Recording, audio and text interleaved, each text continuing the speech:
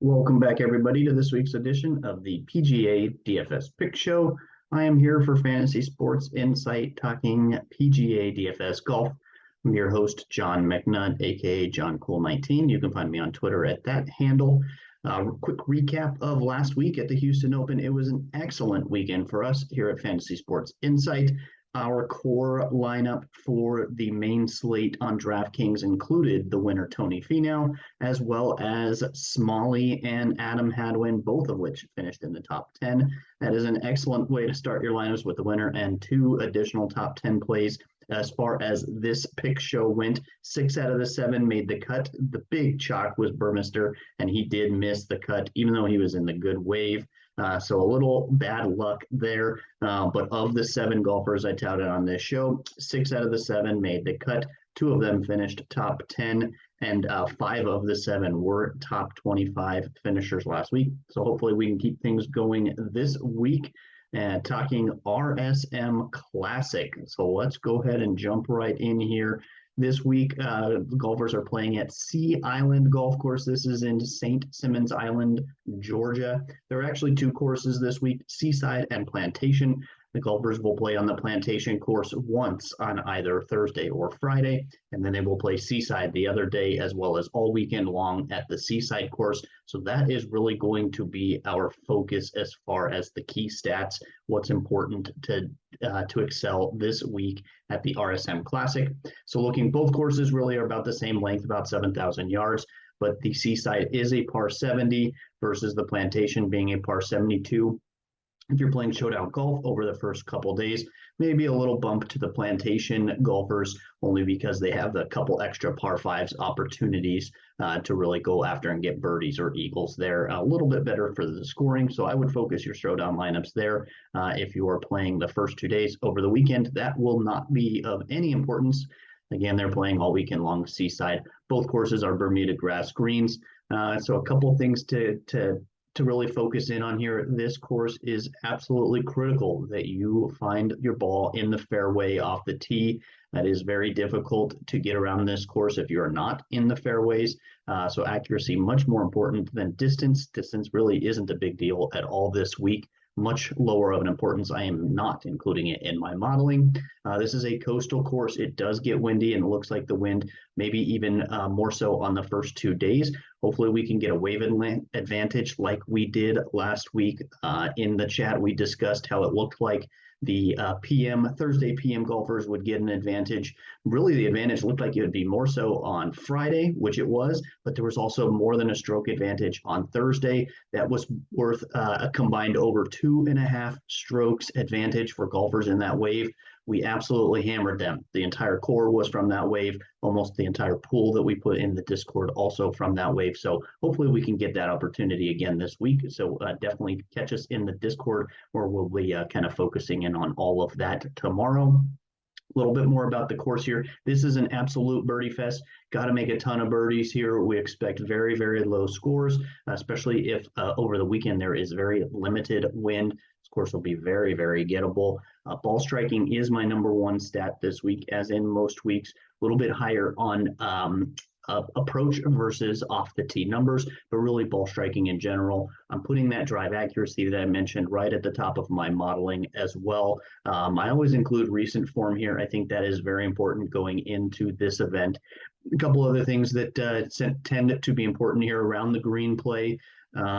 Tends to be higher on the list of important stats for this course. Shots gained in windy conditions. And then if you look at the breakdown of the Seaside course, there's actually 9 holes that are par 4s that play 400 to 450 yards. So I'm including that in my modeling this week as well. Birdie or better needs to be in your modeling also. And then greens and regulation I have in mine also. So that's about it. Maybe if you want to look at proximity, the ranges of 125 to 175, it's above average at this course for how many shots golfers will have to take from that range. You can include that as well if you want. But really, these 4 key stats plus probably the birdie or better stat should be at the top of your weighting for your models. So based on that, I found a few golfers that I really like this week. My two favorite plays are near the top. Tony Finau, by the way, withdrew from this event on Tuesday. I think it was announced. He would have been the favorite to win, to go back to back. My model had him as number one overall, so I was certainly interested in going back to some Tony Finau, but no one will have that opportunity. I think what that does, though, there is now only, I think, one or two golfers in the 10K range on DraftKings, and that just kind of leads to a more balanced build for most people on DraftKings. If you want to get a little bit contrarian, a couple guys right at the top, both 10K, or two guys, maybe Tom Hoge and somebody else, might be a great opportunity to get some leverage on the field, since everyone else will be much more balanced this week. And very few golfers, I think, in that 6K range will end up getting used for that exact same reason. But let's dive into Tom Hoge here. He is 9,800 on DraftKings. The form is pretty good for him. He's made the cut in 5 out of his last 7 cut events, but really more recently, he's been very good. He did miss the cut at the Mayakoba, but before that, 13th, 9th, 4th, and 12th. That is why he is so high priced on DraftKings. I think the 9,800, though, is just fine. 18 to 1 outright. A ton of people, it seems like, on social media are hammering him at that number. It was probably even better than that yesterday. Now that Tony Finau withdrew, it has come down to this 18 to 1. I'm sure there are lots of cards out there, people taking Tom Hoge at a better number than 18 to 1. But still, I think he's got an excellent chance this week. He's played at this course 8 times over his career. He was 4th place here last year. He's made 5 out of the 8 cuts at this event. Bermuda grass is his best putting surface of all of the options there. And then looking farther into the stats, his last 36 rounds, he is 8th on ball striking, 3rd greens in regulation, 6th birdie or better, and that par 4 stat, the 400 to 450, he ranks 7th in that in my modeling. So a lot to like here for Tom Hoge. Another golfer that I'm going to be playing this week, I don't know that I've ever touted him on this show, but certainly a golfer with a big pedigree, but has a terrible last year or two. He's just not been playing up to his own standards. That is Jason Day. I am going to be playing Jason Day this week at the 9,400 on DraftKings. His form this season is a miscut, then 8th, 11th, 21st, and then 16th last week at the Houston Open. So pretty darn good form for Jason Day. I think his game is coming around, trying to get kind of in form before the swing season ends and jump back in next year. I think he really misses out on playing all of the biggest events, and certainly needs to kind of pick up his game to get back to the form he used to be in. His course history, he did miss the cut here last year. Again, he wasn't playing very good golf. Finished 12th back in 2020 at this course, so has some good experience.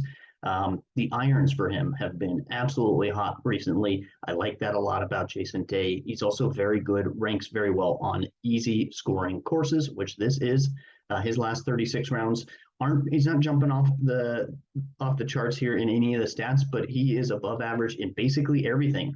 24th in ball striking, 30th greens in regulation, and then he is very good long-term on the Bermuda grass greens. He ranks 20th in this field there. So I will be hammering some Jason Day. Hopefully the field is not all over him this week. I have a feeling that Jason might end up being pretty popular based on his recent results here. And maybe Tom Hoge gets a big bump now that Tony Finau has withdrawn. I think all of the golfers above 9,500 or so are all going to be very highly owned just based on the lack of options there. So let's jump into a couple value plays that I really like this week, and then also some ownership pivots to get you off of the chalk. For me, Ben Griffin is an excellent value play at 7,300 on DraftKings. I don't expect him to win at that 90 to 1 number. I'd much rather bet him as a top 20 guy. Ben Griffin has just been playing excellent golf so far this swing season. I think he has surprised a lot of people, and I think his results aren't reflected in this price. I think he should certainly be a little bit more expensive. The Vegas odds is probably right about there with the 7,300, but I think he's just a better golfer than that. He ranks extremely well in my modeling. He's made 5 out of 6 cuts to start this season. He was 16th last week. He was 3rd back at the Bermuda. So no course history. Actually, he did play this course back in 2018. He did miss the cut then. Again, he is a much more improved golfer as of today. He makes a ton of birdies. I have him ranked 7th when it comes to birdie or better on easy scoring courses. So when guys are going low, he is going even lower here. That's what I am seeing in my modeling here. His last 36 rounds, 27th ball striking, 2nd birdie or better, and also 2nd on that par 4 from 400 to 450 yards. He's a very good Bermuda grass putter. For me, though, the only issue with him, he does miss a lot of fairways. I said that was really important this week. He's been able to overcome that the past month or so. Really, with his short game, the putting has been so good. So hopefully he can tidy that up just a bit. You got to hit fairways here, and that is not his strength, but I certainly can see him at this price making the cut, top 20, and really helping your DraftKings lineups at the 7,300. So he's probably my favorite value play. Not listed on this slide is Dean Burmester. I am absolutely going to go back to him again this week. He was chalk last week. He did miss the cut, but his price dropped drastically on DraftKings. He's now only 6,300. I don't think that price is accurate at all. I think he should be about $1,000 more expensive, maybe closer to 7,300 where Ben Griffin is. I think last week he disappointed. The field was stronger last week, so it's a weaker field this week. And really his odds are at 70-1. He should be much closer. In fact, Ben Griffin is 90-1 at 7,300. That tells me that Dean Burmester probably should be higher priced than Ben Griffin. He is not. He's 1,000 cheaper. I think he is an easy click to add to a lot of lineups. I do not expect him to finish top 5 or anything like that. But I think that he has an excellent chance to make the cut, bounce back from last week, hopefully at a bit lower ownership, just based on that recent missed cut. Now, a couple golfers that I really like that are much lower owned relative to the guys around them in the pricing. Listing a few here, Matt Kuchar jumps off the charts here for me quite a bit. He's only at 8% owned on DraftKings. That's my projected ownership right now. That's around half of what Matthew Naismith will be. I have both him and Naismith ranked inside my top 10 in the modeling this week. I like Matt Kuchar a lot, and certainly the field is not gravitating to him as of now. Nick Hardy, another guy, really we don't talk about him very much. A very good golfer, though, 7,600 on DraftKings. I'm thinking about 5% ownership. Next to him, that is about half of what you're going to pay for Moore or Rye. Even J.J. Spawn will probably end up being around 10% ownership in that price range. But Nick Hardy's in very good form. He's made 5 out of 5 cuts so far this season. 3 of those were top 25 finishes. He also has a top 5 already this season. Nick Hardy, I think, is a great pivot option there at 7,600. And then one cheaper guy that I know there's not a lot of ton of ownership down in the 6K range, but I think Chestnut Hadley is a great option here at 6,900, probably somewhere around that 5% mark, just the same as Hardy was. That's like half of what you're going to pay ownership-wise for Russell Knox. Zach Johnson, who is a course horse here, he is looking to get somewhere around 10% ownership in this field, which I understand it in a cash contest, but I'd much rather play Chesson Hadley, half the ownership, just as much upside here, I think, than